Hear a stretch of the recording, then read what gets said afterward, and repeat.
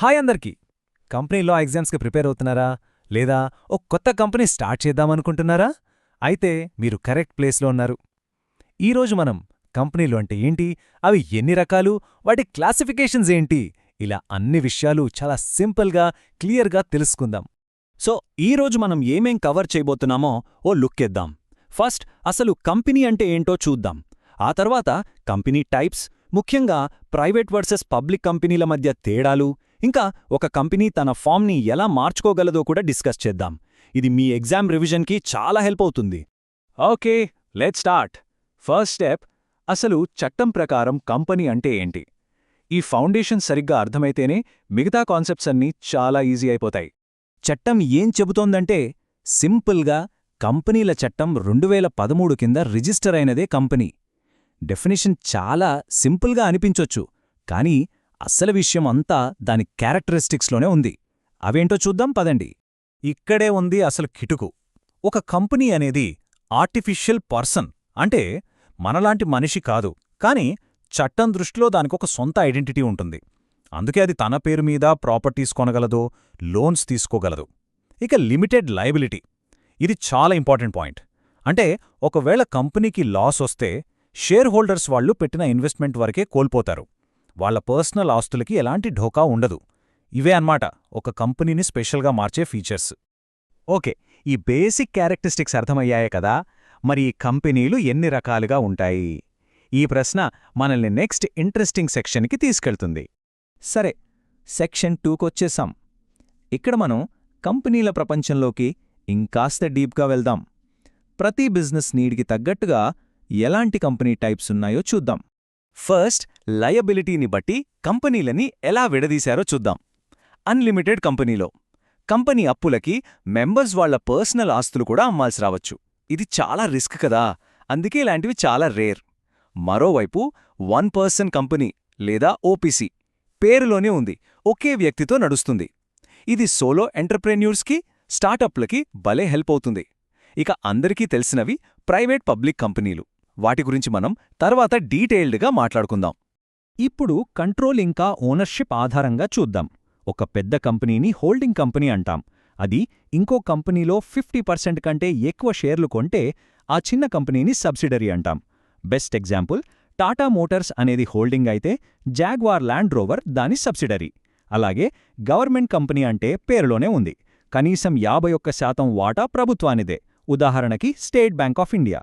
Corporate స్ట్రక్చర్ని అర్థం చేసుకోవడానికి ఈ రిలేషన్షిప్ చాలా ముఖ్యం. లాస్ట్గా కొన్ని స్పెషల్ టైప్ కంపెనీలు కూడా ఉన్నాయి.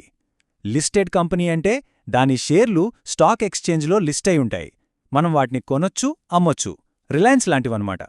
ఇక డార్మెంట్ కంపెనీ అంటే అది రిజిస్టర్ అయి ఉంటుంది, కానీ ప్రస్తుతానికి ఎలాంటి బిజినెస్ యాక్టివిటీ చెయ్యదు.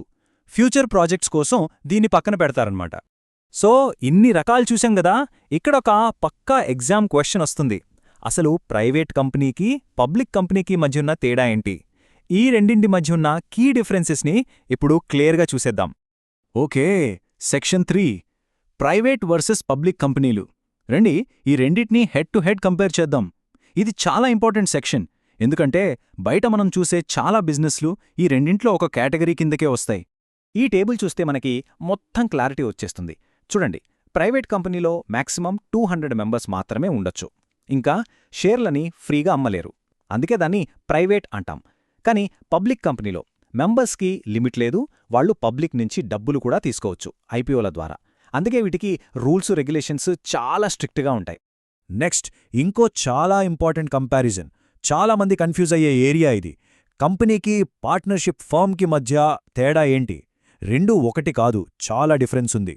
అదేంటో చూద్దాం. ఇక్కడ అన్నింటికన్నా పెద్ద తేడా ఏంటంటే లీగల్ స్టేటస్. కంపెనీకి ఓనర్ల నుంచి వేరుగా సొంత గుర్తింపుంటుంది, కానీ పార్ట్నర్షిప్ ఫర్మ్కి అలా ఉండదు. ఫర్మ్, పార్ట్నర్స్ ఇద్దరూ ఒకటే. దీని ఎఫెక్ట్ ఎక్కడ పడుతుందంటే లయబిలిటీ మీద.